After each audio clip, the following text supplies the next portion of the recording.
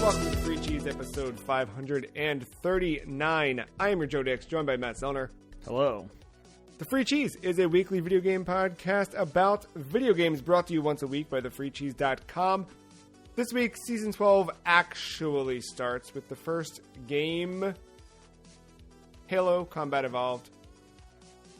Matt, before we dive in and talk about Halo and rank it and... Well we're not...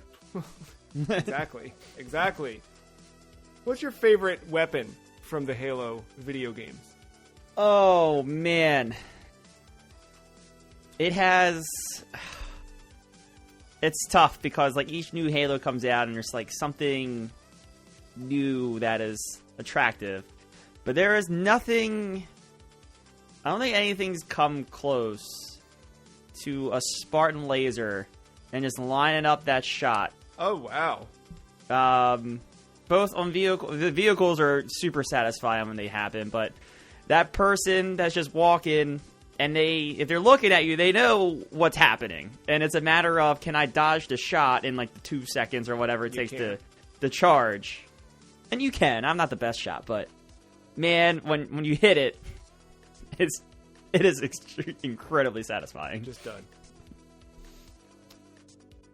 I didn't even think about that one because for me the correct answer is always Halo 1 pistol. I mean, yeah. Yes. That's a good one. It still feels good after all this time. Yeah, it does. It does, but there's something about striking fear in an opponent for a second. Yeah, agreed. Well, this episode we're talking about Halo Combat Evolved, developed by Bungie, published by Microsoft, released for the Xbox on November 15th, 2001. The back of the box, right here. Oh, I can't do full ASMR. The disc is actually in the console, so you can't hear the disc flopping around in the case. You have to specify because of backwards compatibility. I'm in the original Xbox. Per our episode last week. More on that later on. Back of the box. Bent on humankind's extermination, a powerful fellowship of alien races known as the Covenant is wiping out Earth's fledgling interstellar empire. You and the other surviving defenders of a devastated colony world make a desperate attempt to lure the alien fleet away from Earth. Shot down and marooned on the ancient ring world Halo, you begin a guerrilla war against the Covenant. Fight for humanity against an alien onslaught as you race to uncover the mysteries of Halo. Then we got some little fun flavor text around the sides I feel like you should have. So next to the image of Master Chief in a warthog, it says, "You are the last of your kind, bred for combat, built for war. You are master of any weapon, pilot of any vehicle, and fear no enemy." And then down here, where he's shooting a gun into the air, attack on all fronts, on foot or with a powerful array of assault vehicles. This is what sells video games here, Matt. Or what I like how it says fear no enemy. This is definitely talking about a normal campaign playthrough, nothing above it. Yeah, that's a good point. I run quite a lot. Anything above normal. Yes, very, very much so. Well, we're going to talk Halo a lot this episode, but we're also going to talk about it several times this year because, Matt, this is not just another one of our ranking episodes. It's not just another game on the list. For listeners just joining us or who need a refresher, the list is something you can check out over at thefreecheese.com/thelist. Since season 10, 2 years ago, we have been every episode playing, reviewing, and then ranking a bunch of video games on the list. And for the past 2 years, and really since the start of us going into this new format, Wii Sports has been at the top of that list. And this year, Matt and I thought it'd be fun to try and kick it off. So we're doing that. We each picked 2 games. My first is Halo Combat Evolved, and throughout the year we will play this game and talk about this game, and along with 3 others. It's Pokemon Gold and Pokemon Silver, Super Mario Galaxy 2, and Tetris Effect Connected. We'll see if one of those 4 games can dethrone Wii Sports when we rank all 4 of them in November. But to start this episode, we're going to talk about Halo, the game. Talk about our experience with it the first time, talk about our experience with it this time, what it means to us, etc. We're not going to cover everything. So we're splitting it up into multiple episodes where later we'll talk about, what Halo did for the history of video games, its legacy, the multiplayer, because I don't think we're going to talk much about multiplayer this time. We're going to spend up mostly talking about our experience with the campaign. But I guess I'll start really why Halo is the question I want to start with. Before first experience, before this, but why Halo got chosen as one of our Wii Sports killers. And since I chose it, I'll answer the question. But I'm curious, Matt, why you think Halo makes a good fit, because we presented our choices to one another back in August.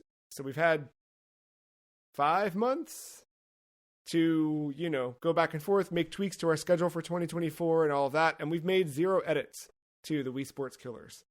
So I am curious why you think, why you thought then when I presented Halo that it was not an immediate, because there are certain games I feel like if we'd posit it as something that could knock Wii Sports off the top, it would have been pretty quick, maybe we shouldn't do that, but neither of us objected to this and it felt right. So for me, I chose it because I think not only did it launch a highly successful franchise, but it launched the Xbox. And I think if it weren't for Halo, Xbox would not be in the position that it is now. I think Xbox did a lot of other things right with Xbox Live and eventually the 360 hitting early. There's a lot of things that built that brand into what it is, but I think Halo was such a huge part of it.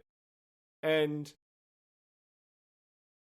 I know that starts to sound like I'm tiptoeing into the legacy of Halo and what it means and its impact and all of that, but it's less that and more the fact that Halo just on its own is so good. And it was something that as I revisited it this time and sat to write my review before this episode, I kind of realized you could never have another. There could be no Halo 2, no TV show, no comics, no books, none of it. And just this game on its own would be so good, right? It builds a world, it sets a universe in place, it establishes characters, there's drama, there's, from a gameplay perspective, so many different weapons, so many different enemy types. It feels like a real world, a real universe is living within here. And the fact that it starts kind of amidst chaos happening and leaves as chaos will continue, there's, it does feel like this little, and it ended up being sort of just one moment plucked out of the timeline of the Halo history, but it felt like that even on its own. And I think just with how big this game is, it fits as something that could be, at least per our list, the greatest game ever made. So weird to think, but I know, per I know, our list, as we continue to build it. But I don't know, why did you not object to Halo? What about Halo stood out to you as, hey, you know what? Maybe it could be better than Wii Sports. I think this is where my competitive mind came in, and the amount of sports I watch and dumb pre-game overreaction Mondays, all that crap that I watch. But I think of the matchups in if we're going head to head with something. And it's really weird for Wii Sports and Halo being 2 completely different games. There are a lot of similarities when you actually look at the matchups. It's multiplayer. It launched a console. It's probably the best game on their consoles, and they launched with the consoles. It's, you know, there's things like that, and they have overarching legacy that you kind of got into. But it's just kind of wild. Like, it's a game that's driven by its multiplayer. You know, it has a campaign that's like equally as good as its multiplayer, which I feel the same. I feel like this Wii Sports, while like, you know, repetitive, but like it has a single player thing for you to do to try to become, was it pro in Wii Sports? I can't remember. Yeah, and that was, like, I mean, it has its own thing in 5 sports. Every day after school, I would do that. Yeah. So like, you know, there's just a lot of similarities in 2 completely different genres. It's interesting when you kind of step back and think about that. And I thought it'd be fun to compare these 2. Yeah, likewise. Yeah, I was thinking a lot of the same things, like picking it, and, you know, I mentioned it last week, and Matt knows, of course, but all the games I picked for this season, there is some sort of weird through line to them all. But this one felt like a good capstone or evolution of ideas that we'll explore. And honestly, some of them we'll explore in the next few weeks, because some of my games are pretty early on, with the Guardian Legend coming up and Nightmare coming up, which I know doesn't seem like there's a connective thread, but we'll find one. So that's why Halo. My next question is, Matt, when did you first see Halo? Ooh, it came out in 2001. I'm gonna say it was probably around 2001, 2002. My friend got an Xbox, and of course with the Xbox came Halo, and that's when I played it. I played a lot of multiplayer. We did some campaign levels together, but I don't remember us going from like beginning to end. Yeah. On the campaign at that age. I remember my first time with the campaign was my own. He actually went away for a week, and I borrowed his Xbox, and I like blitzed the campaign in a weekend. That 2002, somewhere in there. Yeah. So, but no, I remember the multiplayer, and I remember like Blood Gulch. You know, driving around, going over that hill, going into canyon, trying to find a sniper. Yeah, that's kind of what I remember. My first impressions of it. We both had friends. Like, I didn't have an Xbox, obviously. First time I saw it was a kid. So this came out when I was in 7th grade. Yeah. And I went to a friend's house, and because he got the Xbox, and I wanted to see the Xbox. And it was cool. I remember playing it. I remember like being really bummed, like seeing the big fat only on Xbox stamp, like, because I loved my PS2, but Halo felt cool even back then, and I felt like I was missing out. And I remember driving the Warthog and being really bad at it, and him being upset and decided maybe we should just not play together. And that was the end of my time with Halo for a really long time. Which is funny, because I feel like now, returning to it, I feel like the Warthog and all the vehicle navigation stuff, I don't know. To me, I feel like it's really intuitive. I feel like people describe it as having terrible controls, but I feel like, I don't know. I don't remember it. We'll get into how I played it this time, but I did not like my driving experience this time. Anytime I got into a vehicle, I hated everything. But I know how good it is on controller, which is my problem. Something about like turning the camera toward where you want to go, and everything just kind of like you're always fishtailing, but like I don't know. There's something about it feels right, and it shouldn't, because it doesn't mirror reality, right? Like, no. I think what we have in other driving games is closer to that to an extent, but yeah. But it's that Halo has that feel, like you jump into a weapon vehicle in Halo, and you kind of automatically remember. It's like riding a bicycle almost. Like you remember, right? Just go forward and pivot the camera. Yeah, you like know, no like other exactly. No other game really kind of does that. And No. if they do, talking to you, Warzone. If you do try to, it's never as good. Never. No. So you first played it like properly through it, borrowed the console, beat it in a weekend. That was your big experience. Mine was not until 2017 when I got an Xbox One and I bought it. I bought a Black Friday bundle that came with the Master Chief Collection and Halo 5. And I played every Halo game, including, I don't want to lie. We'd have to go back and check tapes to be sure. I don't remember if I include. I think Halo Wars happened after, but Halo Wars may have been in there. But I definitely played 1 through 5 with ODST between November of 2017 and February of 2018. Got them all done. And since then, the funny thing for me was like Halo Combat Evolved, and especially like just playing it this recent time, it feels like I've been playing it since 7th grade, since that, being in that kid's living room or basement, wherever we were.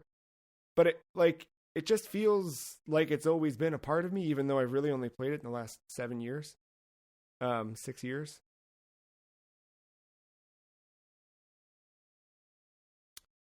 I think we jump in and let's talk a bit about the campaign.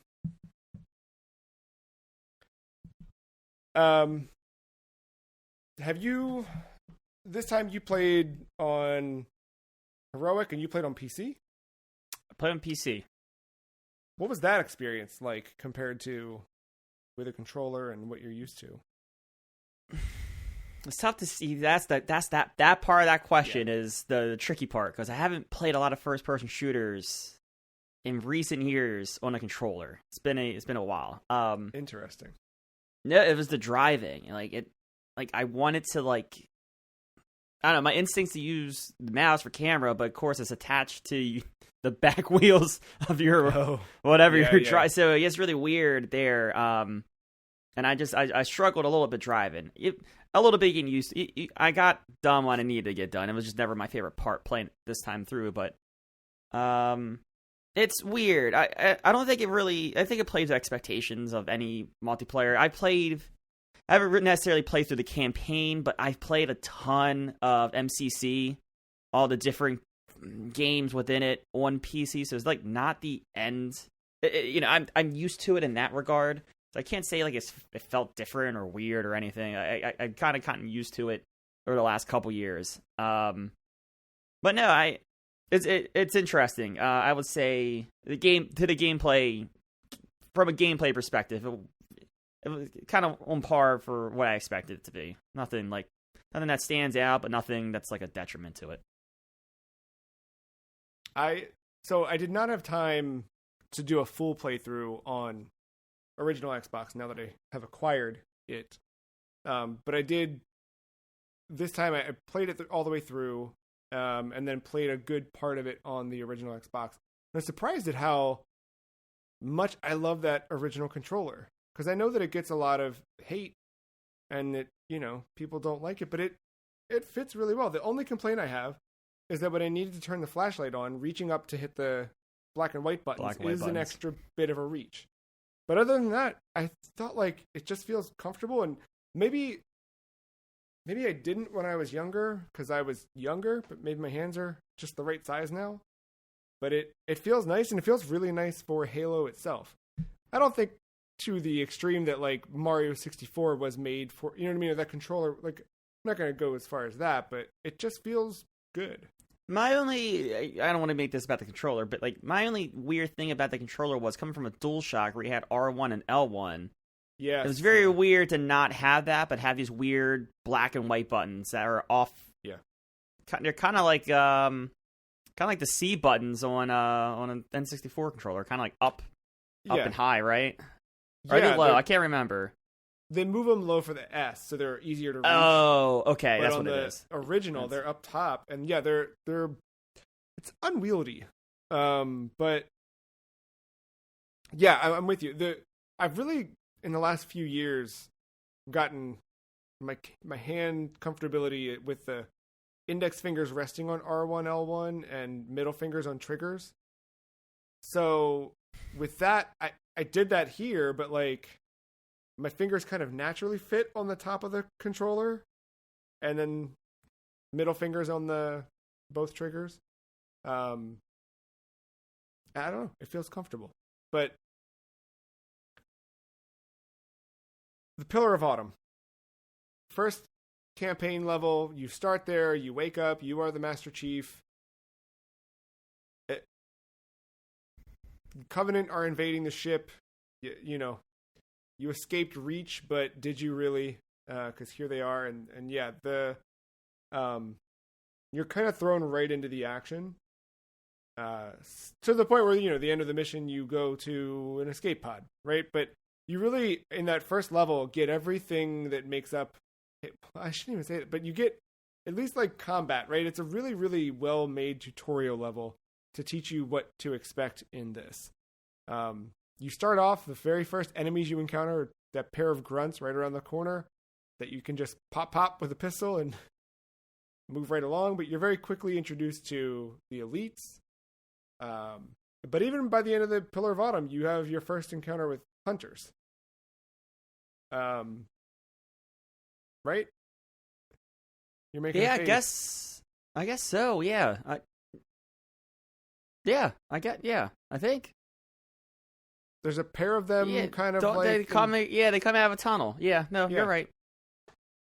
I think I had the same reaction when I played through. I was like, "Oh, these are early." Yeah, because you think of them as being like intimidating later. Because there's some spots later on in the campaign where like the two hunters that come along in different spots, it just ruins your entire. You're like, all right, I'm just gonna run checkpoints for a while.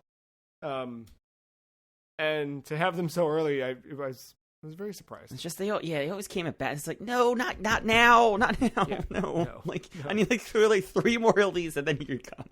Yeah. Can I get a shotgun? Can I get anything? Can I just do something? But you're introduced to Captain Keyes, Cortana, the Master Chief, the Covenant, or, you know, several species within the Covenant, I should say. I feel like you get a really good. You're introduced to using a flashlight. Like I just think like through and through Pillar of Autumn, it sets everything up nicely. And what's great is when you come back to the Pillar of Autumn at the end of the game during the mall, the final chapter, you already have this kind of familiarity. And then the game kind of does that throughout, where I don't think maybe I notice it each time and forget, but I really noticed it this time, I guess, taking a more analytical approach to the campaign. But there's a lot of recycled areas that you play through. There's a lot of go forward through this section, do a thing, and then come all the way back through that same section. We're just going to flip things and add different challenges and whatever. And with the Pillar of Autumn, I think it did a really good job at first of like showing you life on this ship, and there's people aboard, and there's, you know, this military unit that is whatever.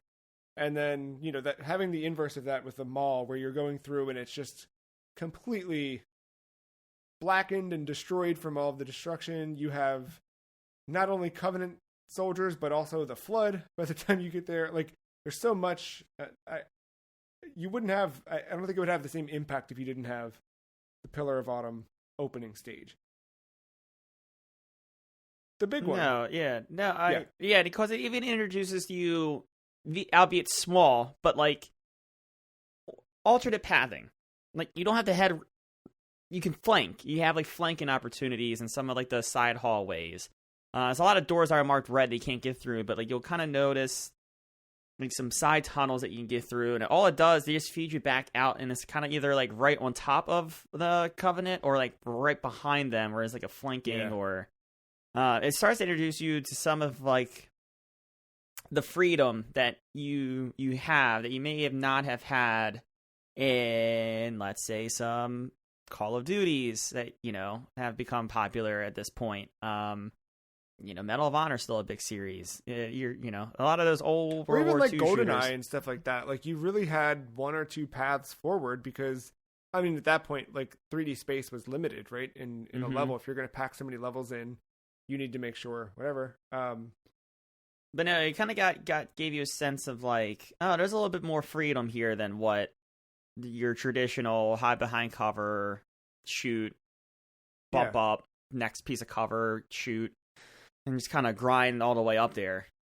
And it feels like, and I'll bring this up later on with a particular stage, but it feels like a natural evolution of Doom, where Doom had so many secrets and paths and things, in different spots, and this is like the next. I feel like you have like Doom, and Quake, GoldenEye, like that era, like really consoleizing things, and then Halo is the one that that's where we get dual stick movement and aiming and all of that, and but along that same trajectory, like it kind of pulls a bit from that Doom legacy of do play how you want to play, but a guided experience is not completely open. But yeah. With the end of that stage, Chief jumps into the escape pod, and then this is like, I guess, I don't know. I don't know if Halo is my favorite level or not. No. It's not even close. Not even. Oh wow, he's got the answer. There's something really good about it. I mean, it's good. Oh, it's good. There are segments I don't care for, but it's good for what it does. I guess, which parts don't you like? The kind of like. This is one of my. It's going to get into one of my bigger complaints of the game, but it's one of those levels where things start to look the same. Like it's big and it's open, but things start to look the same, and you get easily turned around because they use waypoints sometimes, but not all the time, and it's very frustrating when they choose not to when you need them. Yeah, it's only like when there's like very key moments where they trigger waypoints, and there's moments where the game knows that you've been wandering for too long and you're not at the objective, so it points you in that direction. And yeah, you're right. This level, a lot of those old, or a lot of the like, I think especially in the older art style, in its original form, like I think they did a little bit in the anniversary edition to add some variety and a little bit, but the original art, it is very much like, because you have to go down 3 different paths. The third is the one where it's finally like you're done and you kind of stay under, and it's where you kind of see like the innards of what the rest of the Halo franchise ends up being for the first time. Right. Yeah, but like, and then those times, like, it's not exactly clear. I mean, I know in retrospect, of course, but like, not exactly clear first time through, like what you're doing there, because it requires 5 waves of enemies for you to progress. If the Marine makes it or not. And then finally Cortana's like, all the Marines are dead, time to move on. It's like, well, yeah. Have you sit here for 4 fucking rounds of this shit? Yeah. All right. I hadn't thought about how. You're right. That's not a great level. But the experience of dropping into it for the first time, or crashing into it for the first time, really. Warthog. Yeah, Warthog. But looking around and just actually seeing the Halo shape, that iconic, ring off in the distance. But even, I love all the trees in that level. That is the thing that, like, prior to playing through this game in 2017, when you'd asked me to think about Halo, like, that's what I remember from my friend's house. And seeing him play is just, like, that big, open, expansive section. Which, funny because most of the game isn't that. Most of the game, like you said, is kind of within the inner workings of it, and later the Covenant ship and that kind of stuff. But it's just that big, open, winding road. And I think that first like area you just kind of wander in. I couldn't do that all day, but just there's something very pleasing about wandering through there for the first time. Every time I replay the game, getting to that point just feels right. Um, the next stage is the one I don't know that it's my favorite, but the Truth and Reconciliation to me feels like that where you are in that whole campaign level feels like being on a foreign planet. And like obviously we're on the ring there, but being there, the way that you're moving around, you feel like you are in alien territory before eventually boarding the Covenant ship to track down Commander Keyes. Yes. Right? But like that whole area, just like moving around it, like it's not even like I know Halo 3 and stuff does like actual jungles and things, but this just something about it feels so foreign in a way that I don't know. Very sci-fi, very it feels like a moment in Halo lore. Like obviously now we know there's so many books, but like it just feels like yes, this would be a place where you'd spend an entire novel, I'm sure. It's one of the it's in retrospect too, playing through it probably last time, but this time I definitely noticed it. It's like the turning point for Master Chief too, because the first 2 levels you're just running for your life pretty much. I mean, you're still Master Chief, but this is the first time where you're like, oh, I'm Master Chief, I'm gonna take the offensive and like go head in and we're gonna attack a ship. We're gonna get in this ship and we're gonna go rescue, Keyes. And I don't know, I feel like that's like a defining moment for Master Chief as a character. Not just like in this game, but for what turns out to be an entire franchise worth of games. That's a really good point. I didn't think about it like that. But yeah, you're right. The first 2 levels is very like, how can I save things? And this is like, okay, how can I kill things? How can I become the demon? Because there's like a whole, all right, Chief, you go around the side, you start picking off, and we're going to run in as you start, like, and then it's the assault. And then, of course, you get to the portal, and you're on the ship, and then, of course, you're just running through the ship, just taking out all kinds of Covenant. Yeah, at this point, I feel like we've had a good bit of Covenant weaponry exposed to us, because it's through Halo, that stage where like I felt like I started to really have to rely on the needler and the plasma pistol in certain spots just because ammo was scarce, running between the different pickup points. Do you, in Halo 1 and those levels, do you have a tendency to lean towards one weapon type or away from one? I for some reason I can't remember. I just feel like this is the first time I actually used the plasma pistol throughout my entire playthrough, and I didn't try to fight it. And it by far, it's the best weapon by far in this campaign. I just don't know why I only remember using it like religiously this time around. I probably try to steer towards the what's the elite? What's the just the assault? Oh, the elite like assault rifle. I forget what it's called. Shoot, energy rifle or the plasma rifle. Sorry, it's the plasma rifle. Yeah. I probably lean towards that with like the pistol in previous playthroughs, but yeah, no, the plasma pistol is just like, and it doesn't take long at all to charge in this game. So yeah, boom, and then boop boop boop, and everything just drops, and yeah, it's overpowered. And I think, like at least in this playthrough, finally, Truth and Reconciliation, I was just like, I'm using this the rest of the game. Wow, see, that's the one I avoid always. It's so good.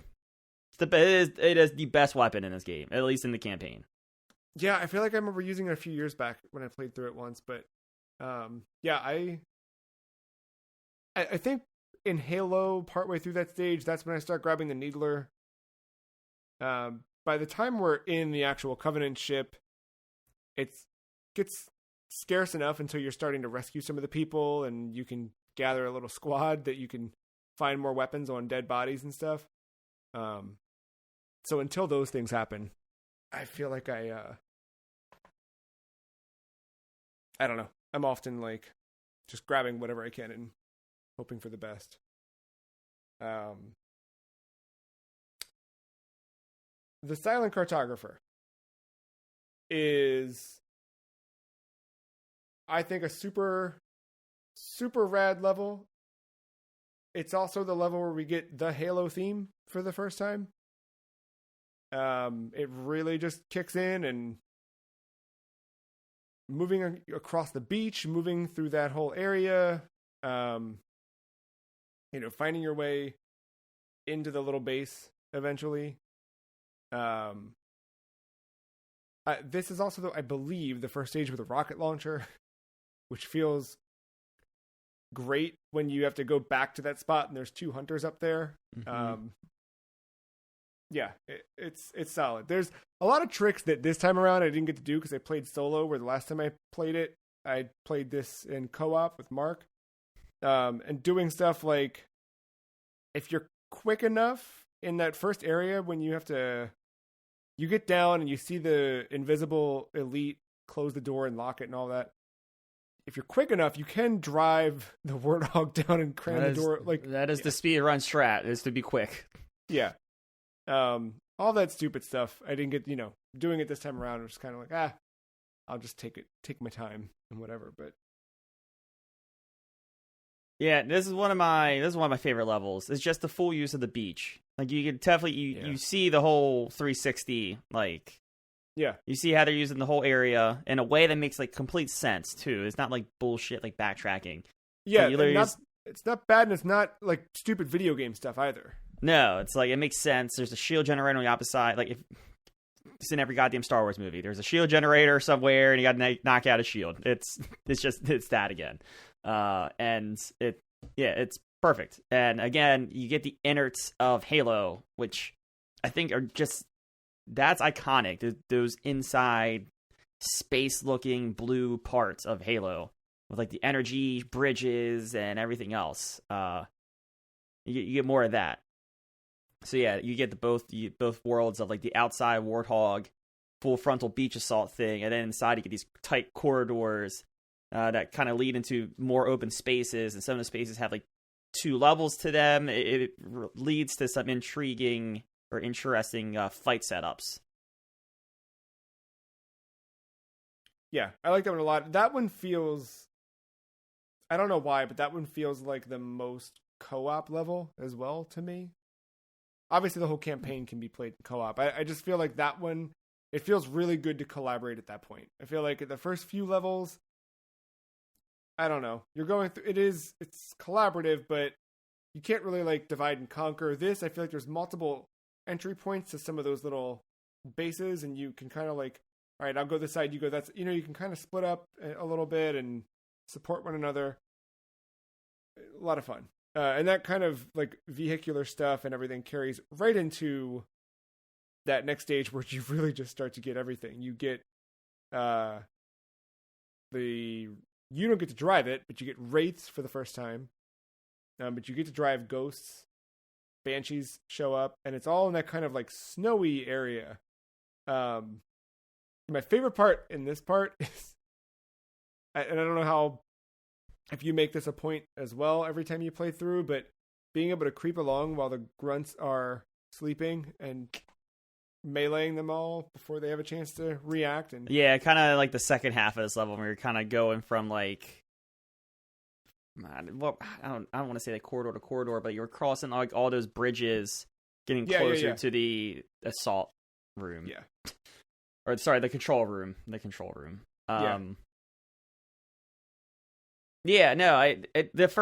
first part of this level is so strong, where you just dropped in and like you're seeing the full scale of the war, and this is where like you can maybe see some of the DNA of how this was originally supposed to be, with like it's RTS.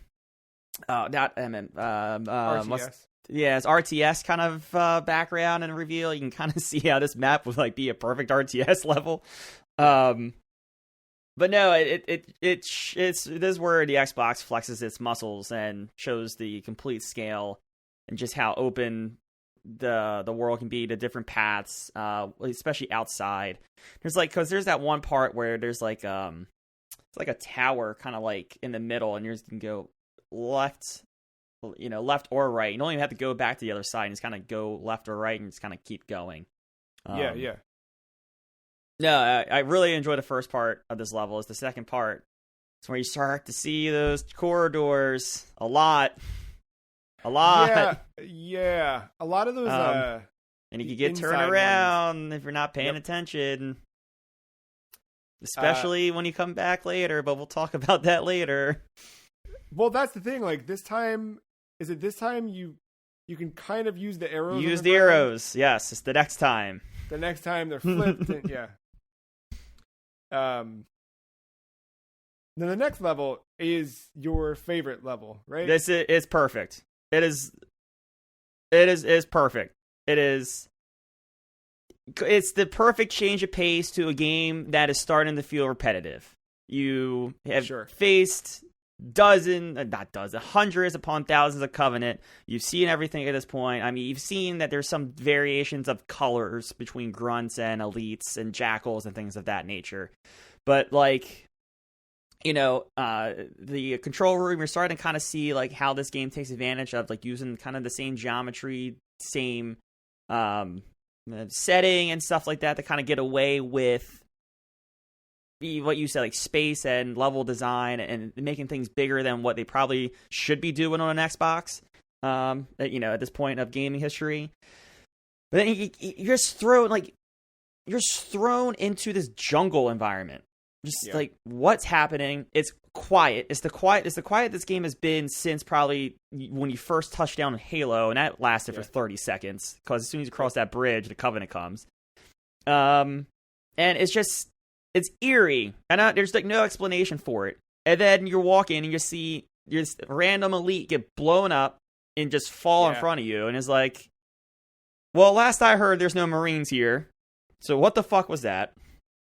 And then it stays eerie, and there's a couple Covenant fights, but you know, this is like right after Cortana in that cutscene's like, oh, we got to go to Johnson. And doesn't like tell us why. It just cuts off, and we are in the swamp. There's the level boots. And then you go through, and it's, you know, a couple more Covenant fights as you kind of enter that area. I don't know what that building was. I forgot what the purpose of them going in there was. But then like you get down, and you're seeing like blood and elite insides all over. Like, what is going on? And then it's the best cutscene. Because like it shows, it's like it takes advantage of like that found footage saga that's probably like ongoing, right? Like Blair Witch is not too far before this, I would think. No, yeah. So like it's like take advantage of like that sense of horror movie. You're seeing it all unfold. Even like it starts off with that dumb like joke about like old you know, rock and roll music, and then it just descends into madness like a dumb horror movie would. And you see everything, and like. That's when you're like, oh shit, I'm right where they died. And then that's when the flood comes out and reveals themselves. And then like, I don't know. For me, it took me like a level or two to realize like, oh, the dude, these are just fucked up elites and Marines.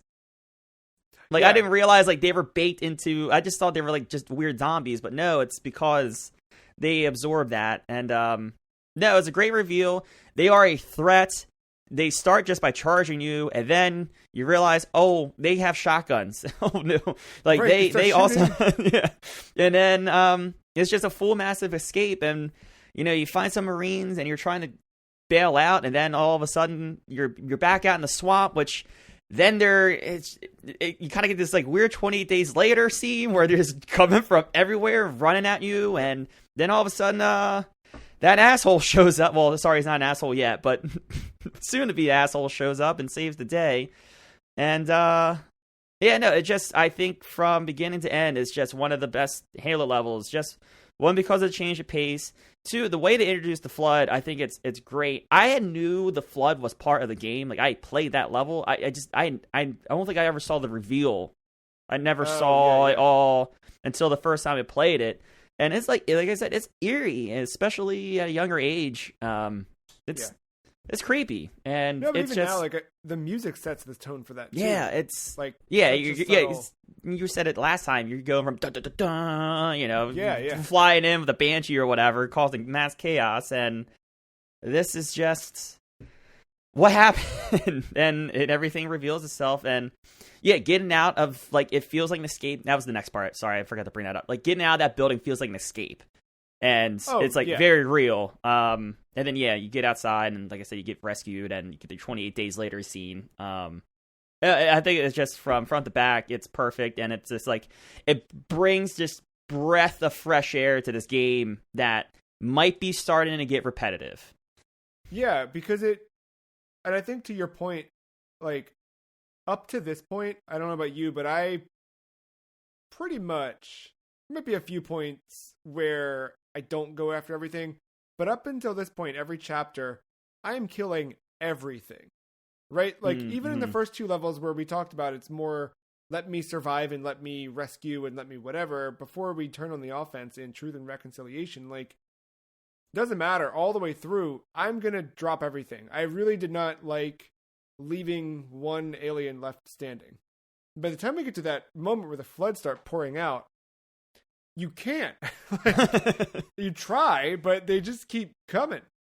You can kill them all, but you're gonna waste resources and stuff, and, like, just running is so much easier at that point. And it's a different pace, but it creates that, like, complete dynamism that you get with Halo, right? It can be very dark and creepy and eerie. It can be bombastic and huge, and, like, that last scene on Control Room, not last scene, but the big battlefield scene, like, there's turrets, there's vehicles, there's stuff in the air, there's, like, you know, people throwing things, rockets, all of this compared to, like, dark, creepy, tight corridors, like, really tight spaces that are not well lit, you know, but not dark enough that you need a flashlight.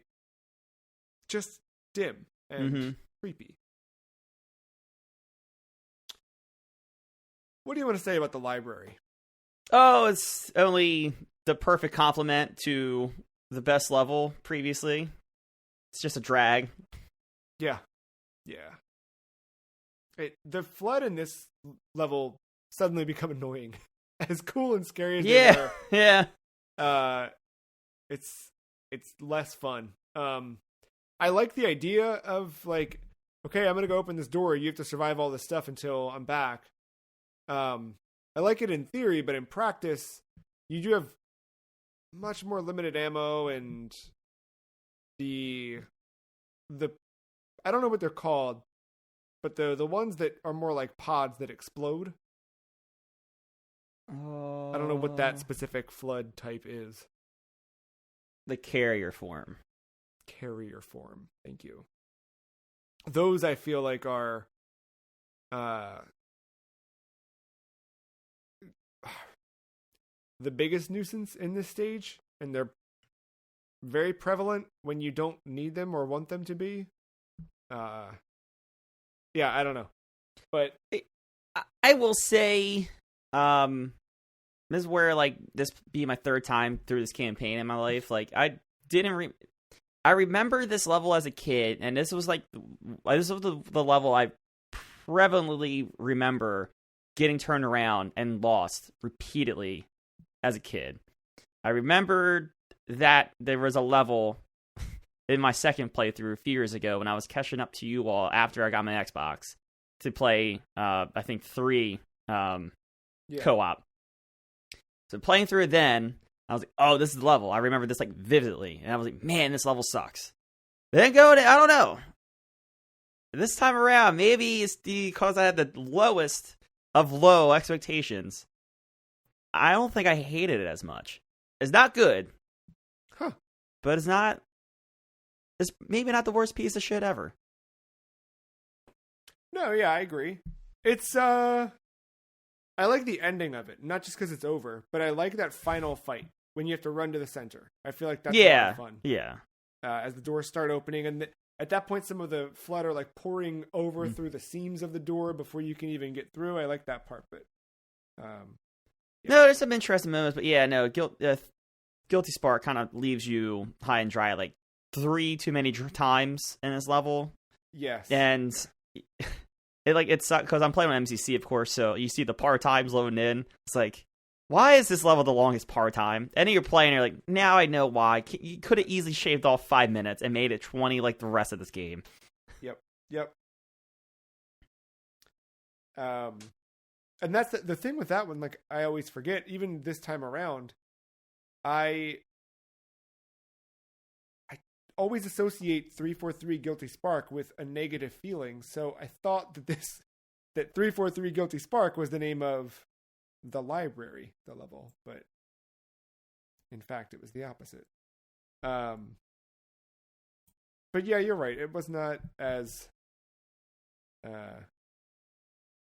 bad this time around. Two Betrayals is another big, epic kind of. It's snowing. There's a huge tower you have to get inside of. And this one, I used a lot of vehicles in this one. Yeah, we're kind of required. Yeah, you do need to get into a Banshee at some point. And it's like highly suggested that you take a Banshee to leave at one point and go underground, go in that tunnel. Yeah, this is where you start to retread the territory. This is the big, because this is just what's the level names again? This is just assault on the control room backwards, and the rest of this game is like it's the flip. It's everything you've kind of done. You're retreading new ground.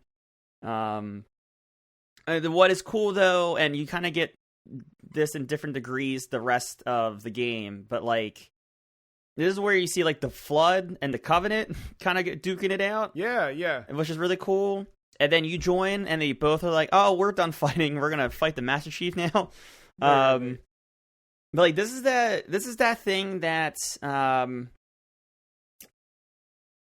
remembering this was a thing. This was always the piece of The Last of Us, especially that first game, that I wanted to happen, and it never really happened. It did it a little bit in that DLC Left Behind, but like you never had infected and hunters in the same room, and like have them go at it, and you kind of like sneak by or engage or kind of pick a side or or whatever. And like this game does it so well. Because you can sit out of bounds, just watch the mayhem happen, and there will be a victor. And this level is more so the Covenant because they have a Wraith, but you will see less Covenant numbers and zero Flood if you wait long enough. And it's just the sandbox that this game presents, and you're seeing kind of like you're seeing the climax of what this game can do on Xbox, and especially this level because of how massive it is. But going forward in these interactions and these battles kind of for the rest of the game.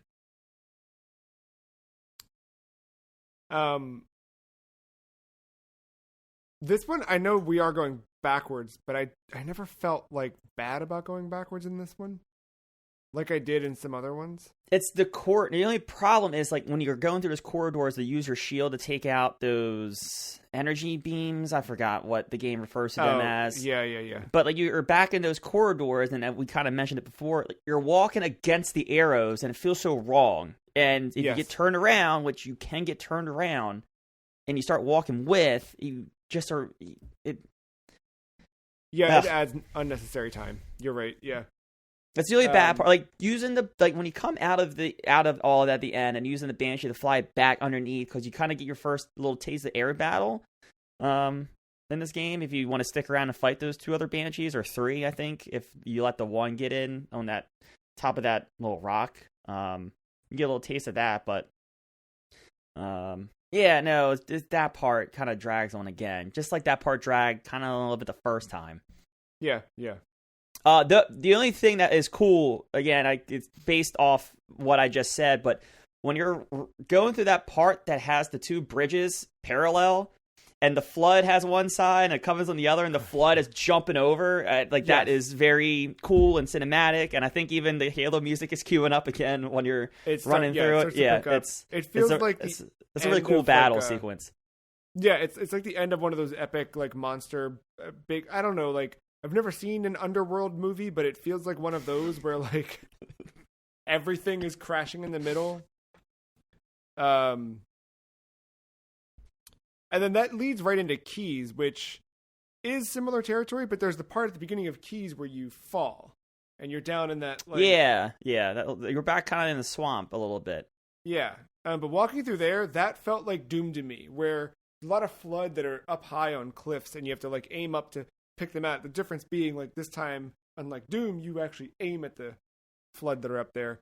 But I like the way that everything kind of moves and twists, and there's more dark. Like you're required to use flashlight in areas where that's the one thing where playing the original version of this, it is incredibly dark. Like the flashlight is required. Where the Master Chief, or not even that, but like the Anniversary Edition, they brighten things up a bit where you can almost play through this without the flashlight. I was definitely using flashlight at times in this level, even on my monitor or whatever. And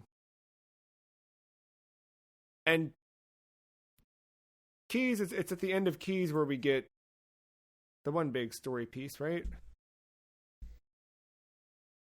What, Keys dead? Yeah. Well, it's in the middle because you have to go back and tread ground again. Of course, because you have to go back to the hangar, which that's a cool moment. There's all those elite on the ground, and like you can kind of do the suicide, like jump and get into the Banshee, and because as soon as you touch the Banshee, it launches the cinematic and the level's over. Oh, right. Yeah, you're right. Yeah. I'm forgetting that. See, that's I guess it's like but those little like sub chapters that happen. There's enough of those where it breaks up things, and I forget where a thing begins and ends. Forgetting the loading screens, obviously, but yeah. And also like a lot of those little subtitle names or whatever are really, really great. I don't think they get enough credit for how many stupid little jokes are peppered in, or just little whatever. Subtleties, but yeah, you're right. And then the mall back on the Pillar of Autumn, and you need to, I don't know. So this is our final boss of the game. What do you think of the final boss? So like the level, right? Because there's no boss. Yeah, because it's not really like a boss fight. It has the mechanics of one, like the idea of like. Yeah, you get a lot more of those more elites, like the silver ones, I think. Yeah. You get more of those. I think it depends what level you're on. You get different mixes. Yeah. Now you have some interesting things there. You start to get the fuel rod.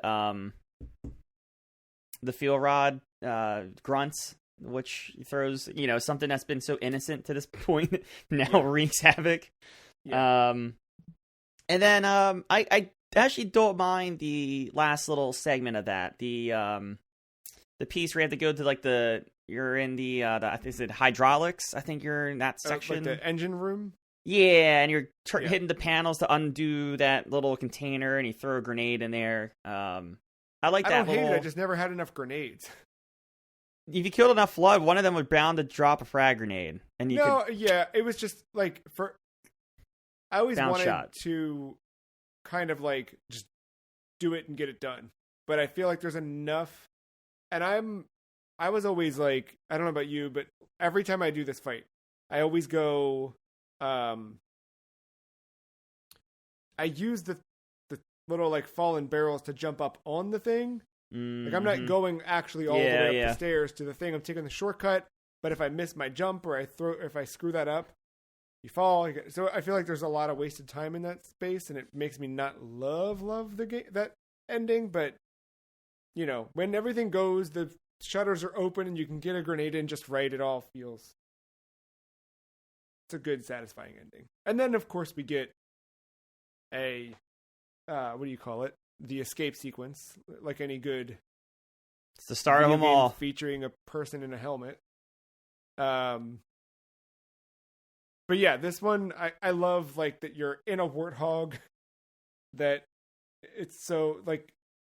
Well, I guess did you not like that because you're playing mouse and keyboard this time? It was fine. I I naturally watch some speedrun stuff on this after the fact, and you're intentionally, the way it's designed, you're intentionally like supposed to like crash and flip your warthog sometimes. Yeah. But like if you cleverly like 360 spin it, you can control the roll.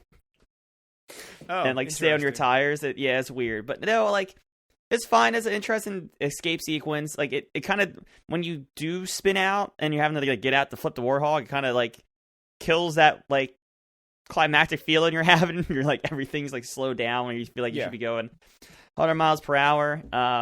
I like the fake out that's not so fake, because you obviously see the rest of the path ahead of you when you think you're getting rescued. Then like they couldn't. I don't know. I feel like they could have designed that a little bit better to not make it so obvious. Close the door. Yeah, something.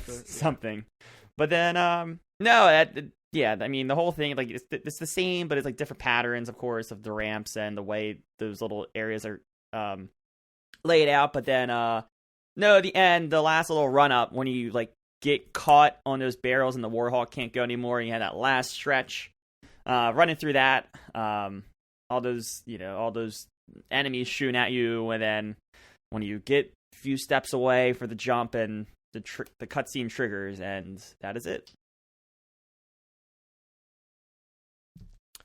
Now, seeing that I played 3 more recently than the last time I played this, I'm playing through this. I'm like, why is the floor not falling? Did you have that too? Or no? I knew the floor falling was. I can't remember if it was in 2, but I knew that was 3. Yeah. Another big piece of this whole game we didn't touch on yet. We talked about different aliens and the fights and all, but like every enemy has its own behavior, right? We talked about the different, like, there's different grades of them color wise and all that stuff, but like they all move a certain way. The AI in here is really, really smart. Mm-hmm. They react and move to you accordingly, and that all happens differently depending on the difficulty. But they all have their own like personality. Like, I think humor is injected there. Like, there's little things that are obviously like funny, just little phrases and things like that or whatever. But I don't know. Seeing their body language, seeing the way that when they choose to fight, when they choose to leave a fight. I mean, even or like you're not even safe when you stick someone, because they're like, well, I'm going out, I'm going to run after you and take you out with me. At least I'm going to go out with honor. Like it, like right. That's not even safe. So no, it is very well done AI, and the way like they'll spread and use their numbers and get behind cover, like the jackals and stuff like that, like playing to their advantage farther away while letting the grunts charge.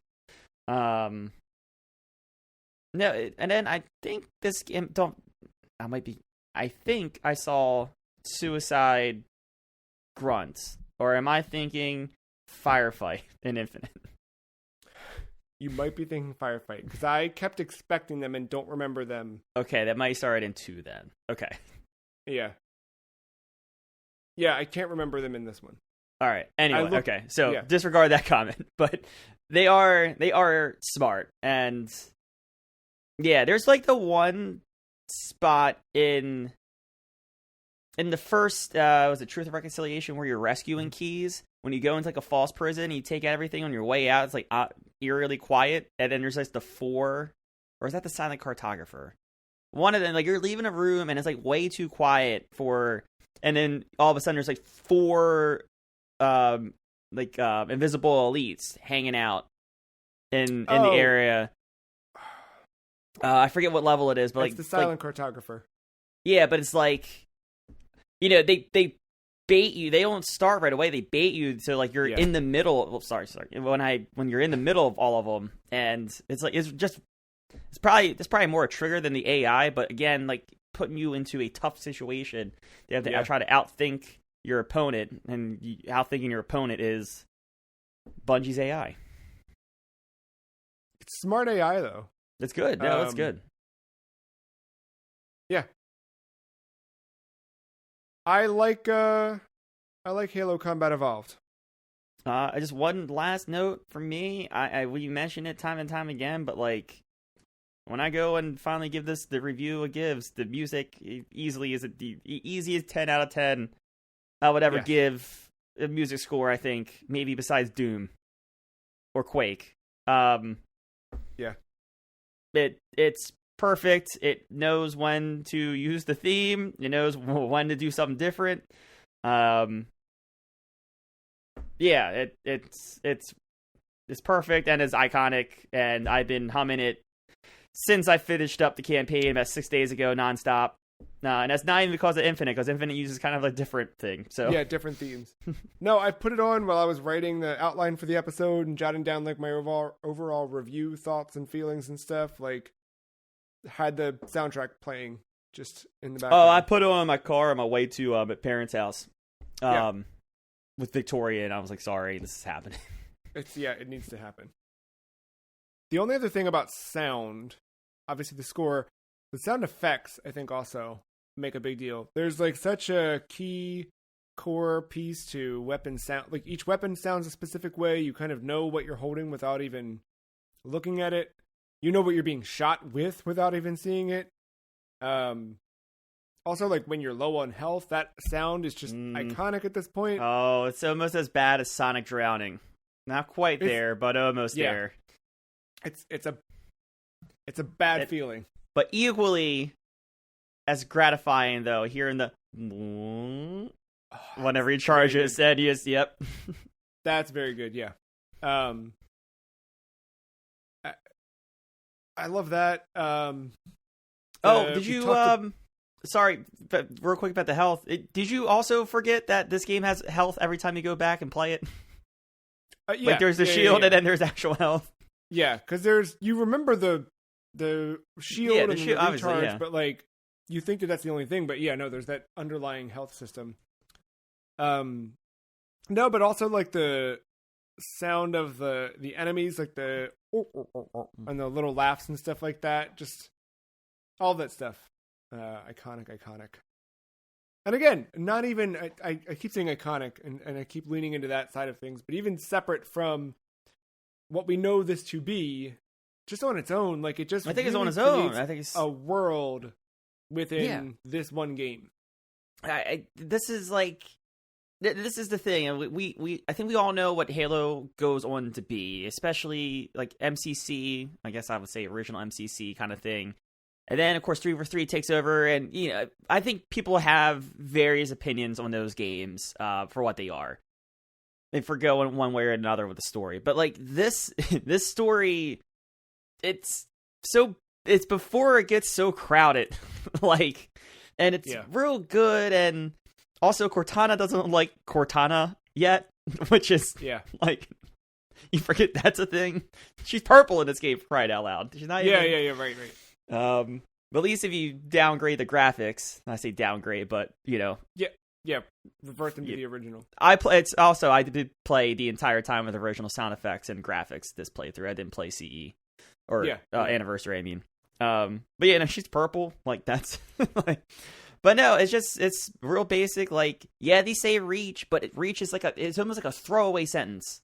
Yep. And like you like you don't know what it is. It goes on to become its whole different game or whatever. But it's like that's a throwaway sentence at first in this game, and it's straightforward. There's some weird stuff they talk about, like Forerunner and about some of the some who built the tech a little bit, but it's not crazy yet. And it's just a matter of like it's not more so like the why is just like all right, it's kind of here because of this, but like how do we make this a weapon?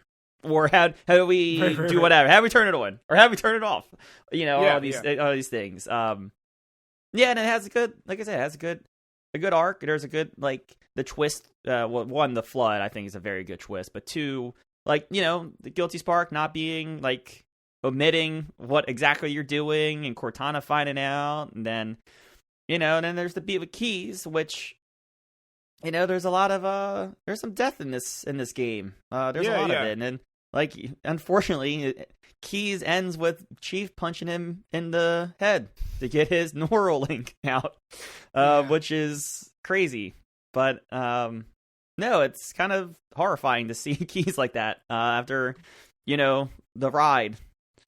Yeah, you, but you no, spend enough time with him, and yeah. No, it's just it's simple still, and simple sometimes is the best. Yeah, it's weird because I mean the funny thing is, like, you point out the mention of the Forerunners and Reach, and there are all of these little elements that even this time around, knowing full well what comes, there's these little things that pop up where I'm like, oh, I wonder what could that mean? But I know, but there's still like a sense of intrigue around. I think I mean, this goes on to the next game, but I think that's why I like two stories, because you kind of get like a fresh perspective with Arbiter. The Arbiter. And Yeah. I think Chief's story in 2 is like meh until he gets more in line with the Arbiter. But that's another game. But no, I like it's keep it simple sometimes, and it's really well done. Yeah, I think with anything that we love, we always want more of it. I think that's just a natural human feeling. And I certainly see that in Halo, and we got it. But there is something, like, the reason why we want more Halo is because Halo is so good. And yeah, I put this in, my notes and everything. Like, it came up a couple of times, like, mentally this time. But I realized, like, how many times I've played this game in the last 5 years, 6 years, whatever. It's a lot, and it's a game that I want to replay. Like, despite just replaying it beginning to end for the podcast, in the middle of playing it, you and I went console hunting, and I bought an Xbox and a copy of Halo for our project this year. And I'm playing through it again on the original Xbox. Like, I didn't finish it before we recorded, but I'm right there. Like, I just played it, but it's that good that I can play it over and over. I don't think I have the same feeling, but I think that's for any of the campaigns, though. It's not just like specific to one where I can't like revisit it every so like if I just played through 2, I wouldn't want to like replay it immediately. But what happens is, though, I get the like Halo is fun to play. Oh, there is this thing called multiplayer that is endless, and I can have all kinds of dumb moments, and there's. And that's the beauty of it, right? Like, there's MCC. I personally really like Infinite. I've been playing a lot of Infinite, but I know Infinite's not for everyone. There's the MCC. Go play MCC. Like, you can relive those memories and replay that engine, that style of fighting, and it's all so good. Which we'll get more in depth next time. But yeah, this is part 1. We hit the campaign. How we feel about Halo. We'll definitely dive into multiplayer next time and the culture around Halo and what it was, what it is, who we are with Halo, without Halo, all of that and more. So that's episode 539, our first part in killing Wii Sports from the top of the list. This is normally the part in the episode where we would tell you to follow along on the freecheese.com/the list as we rank it. But of course, we're not ranking this until the end of the year with all 4 of our Wii Sports killers. So instead, I'll tell you, check out the freecheese.com. We just did a big overhaul of the front page. Now in every article, when you're reading through the article, which got a couple really good, nice, usually the posts that go up on the website are just the podcast tie-in posts. But lately, we've got some good hits. We got our big 30 consoles ranked, and we've got nice little write-ups for each one and key art. And then we've got our 2024 predictions that we did last week, all put together in nice, clean article form for you to read. But in the sidebar, we've got our upcoming schedule. Next week, come back, and we're talking about the Guardian Legend for the Nintendo Entertainment System. We'll do that episode 540. We check back with Halo right at the end of May, so stay tuned for that. Till then, thank you, Matt. Thank you, listener, for listening. See you next week. Bye.